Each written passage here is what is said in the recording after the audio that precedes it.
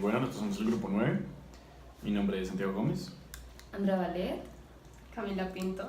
Felipe Ruiz. Y bueno, nosotros vamos a hablar primero de cómo las nuevas perspectivas y las nuevas miradas que nos permitió el curso de arquetipos en la arquitectura. Yo pienso que a lo largo del semestre, a través de las lecturas y de las discusiones en clase, pudimos como dar una mirada superficial a muchas expresiones del hombre. Y si bien el objetivo del curso es encontrar el verdadero origen de la arquitectura, hace falta primero, antes que decir si es la choza o son muchas otras cosas más, ver realmente el origen del hombre y definir quién es el hombre, qué es lo que hace el hombre. Es que eso es lo que es el curso, o sea, que nosotros nos mentalicemos que hay un dilema de cuál es el origen, de que nosotros tenemos una mentalidad que el origen es tal cosa, pero en realidad no lo es. O sea, como da pie a que nosotros nos hagamos preguntas sobre cosas que ni siquiera pensábamos que eran Relevantes. que eran relevantes o que estaban falsas de nuestra mentalidad, de nuestro conocimiento. Exacto. Es que en sí para saber algo, yo creo que hay que conocer quién lo hizo. Entonces toca conocer a fondo para saber el por qué está ahí. Sí, es como es lo que ya dijeron todos. El curso nos da la capacidad como de pensar, de resolver, no, de Como de cuestionar los cuestionarnos conocimientos que tenemos. De los temas. lo que nosotros ya damos por sentado. Exacto. Exactamente. Bueno, yo creo que lo primero que podemos hacer es volver a las 4 preguntas iniciales del curso. ¿Los animales hacen arquitectura? ¿La arquitectura es producto del instinto? ¿La arquitectura es origen de la naturaleza? Y la arquitectura como una necesidad de protección. Entonces, en cuanto a la pregunta de si los animales hacen arquitectura, digamos que inicialmente como que dimos las referencias de los panales de abejas, de cómo los animales pues para su misma supervivencia y su misma protección, para poder cumplir con su ciclo vital, pues recurren a diversos elementos que creo que ya existen en la naturaleza y se protegen a partir de ellos, crean, no sé, como por ejemplo los hormigueros, los panales de abejas. Pero más allá de eso y viendo como los contenidos del curso, hay que preguntarnos es ¿qué son los animales? ¿O quiénes son los animales en todo este cuento del hombre? Sí, también, o sea, es el cambio de perspectiva de también qué es la arquitectura, porque en cuanto a lo que vimos sobre eso de la arquitectura en todo el curso, nos dimos cuenta que, bueno, la arquitectura es hecha por humanos, pero ¿qué son los humanos? Entonces nos remontamos a las cosmologías, Al origen del hombre. como a las mitologías, entonces que al principio había caos, o sea, y lo interpretamos como que ese caos es que nosotros estábamos todavía en el mundo natural, y que después, como dijo Fabio, pasó lo de Nemo, que Nemo salió del agua, pero no salió del agua completamente, sino que salió y volvió a entrar. Entonces son esas gestualidades que comenzaron a darse con el Homo neandertal y el Homo sapiens, y el Homo habilis, o sea, desde el Homo en general, como la danza, o sea, la gestualidad del canto y la danza, pero que se daban en ese momento en que solo cantan y danzan, o sea, en ese momento eran cuando ya no estaban en la naturaleza, pero después de eso volvían. Entonces es como ese proceso de que de a poquitos van saliendo y que al final ya están afuera. Entonces cuando están afuera es como en el momento en que comienzan a representar el mundo con la línea, entonces el que sale completamente es el Homo sapiens, con las pinturas rupestres. Y yo creo que desde ese momento... Camila, no. ¿Qué pasó? ¿Qué hiciste? Entonces, bueno, desde ese momento es cuando se ve que las cosas que hace el Homo sapiens no las pueden hacer los demás animales.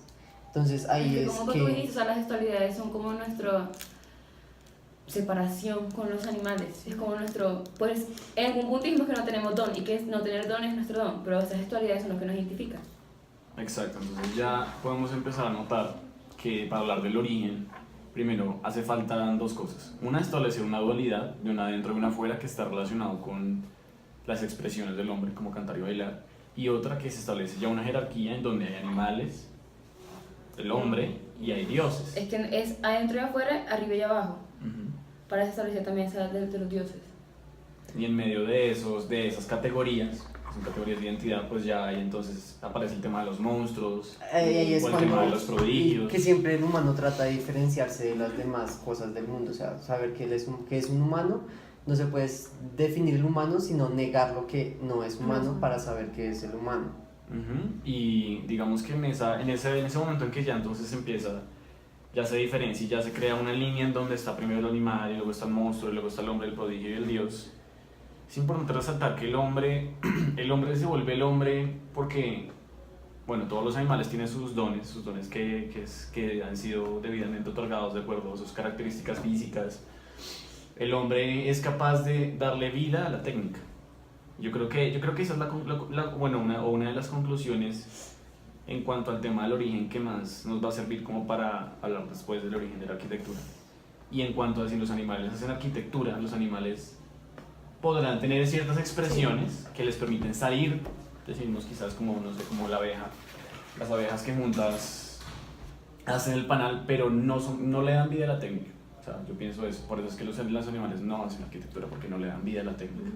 Ellos siguen un proceso que ya está inscrito en ellos, con el que ellos ya nacen y con el que ellos simplemente siguen ese código que ya viene escrito en ellos, y ya la abeja sabe cómo hacer con los hexagonos del panal, la hormiga sabe cómo hacer el hormiguero, pero no está haciendo arquitectura. La arquitectura implica que el hombre dé un paso más allá. Eso responde que la arquitectura no es producto del instinto, porque los animales tienen su instinto y lo que hacen no es arquitectura. Sin embargo, que nosotros pues hacemos diariamente pues es arquitectura. Además, Y no es producto del instinto. si fuera producto del instinto, desde ya hace muchísimo tiempo vendríamos haciendo arquitectura igual, Sí. porque sería parte de nosotros, sí, sería la misma aquí en Colombia que allá Y en es que Chile. si fuera instinto no habría ni siquiera necesidad de innovar, porque es como algo metódico, sistemático. Entonces no habría esa como necesidad de innovar, de crear cosas nuevas que sean arquitectura. Sí, exacto, digamos, ahí hay que tener muy en cuenta que el instinto está muy relacionado con el concepto de supervivencia, y que la arquitectura que harían los animales estaría relacionada solamente con eso, con supervivencia. La arquitectura para el hombre es una expresión que va mucho más allá. La arquitectura se puede Yo tomar creo- como otra gestualidad del hombre. Que sí, es una gestualidad, porque al principio el humano vivía sin arquitectura y no necesitaba de esta para estar a salvo. O sea, de por sí ya viviendo en la naturaleza el humano se podía proteger y todo. Ok. A mí me parece también muy importante, bueno, ya que entonces como que tenemos en cuenta esto de que no es producto del instinto, relacionar la arquitectura como el concepto de rito, y con todos los ritos que vimos en el curso, como el rito de los voladores de Papantla, el cante hondo, el cante mongol, que vemos que todos son expresiones del hombre, pero que no solamente son expresiones, sino que ya se vuelven ritos, se vuelven Y hay que cultura. relacionar ese rito con lo referente a lo sagrado, que es lo que podemos decir que es como la conclusión de que la arquitectura surge de algo sagrado, que se puede pensar en los ritos, en las danzas que se dan en las diferentes pues, No, y prácticas religiosas que y- tiene cada cultura. Y también como en las pinturas rupestres, eso es algo, o sea, como que las cuevas también se utilizaban para lo que son ritos, digamos, de adoración. Esas pinturas eran como cosas perfectas para ellos, que ellos sentían como, sí, forma de adorar.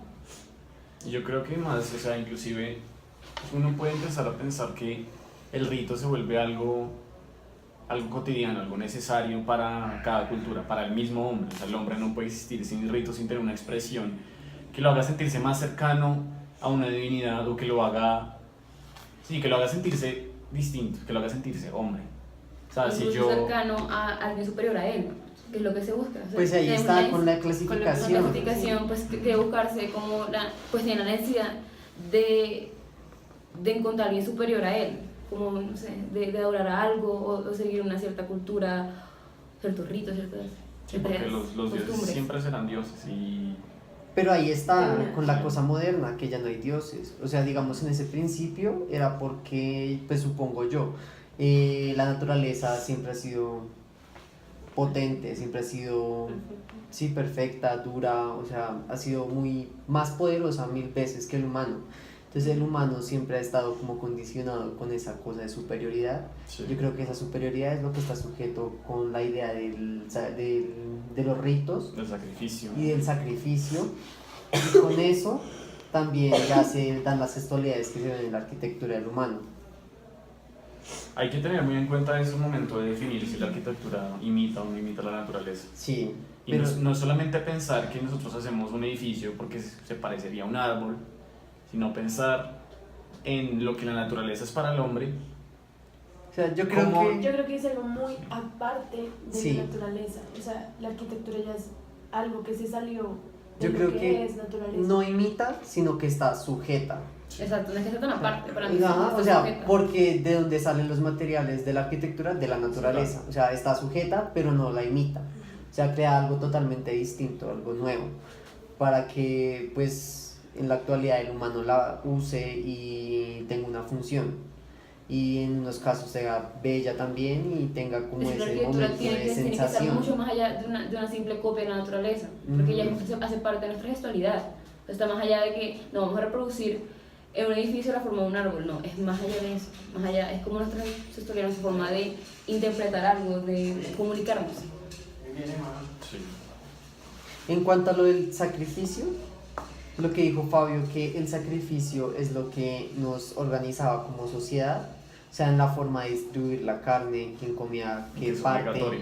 cómo se cocinaba cada cosa, pues ahí está la distribución de la jerarquía, quién es más importante, los sabios y eso. Y con eso, o sea, con esa idea del sacrificio es donde se ve, o sea, la torre, ¿no? O sea, que es como la mesa donde se mata el toro, el altar más bien, Sí, o donde se mata el inclusive toro, con los aztecas, la pirámide. la pirámide. Ver cómo todo el mundo, toda la civilización, toda la organización social de los aztecas gira en torno a ese momento en el que están todos los prisioneros en la cima de la pirámide, se les saca el corazón se ofrece a los dioses y los prisioneros luego son tirados por las escalinatas de la pirámide.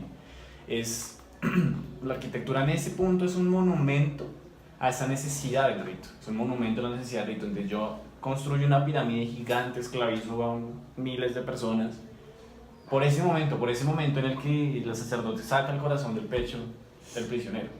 Entonces la arquitectura ya va mucho más allá de yo hago una casa parecida a un árbol, sino que va como la arquitectura se vuelve un elemento vital para representar una obsesión. Incluso un para elemento representar- sagrado. Yo creo que primero fue un elemento sagrado Sí. y después ya se volvió como un elemento mundano, como Exacto, una así casa. como en las lecturas que nos mostraron de cómo ahora la arquitectura es solamente algo mundano, sistemático, Ajá. copia, vivienda social.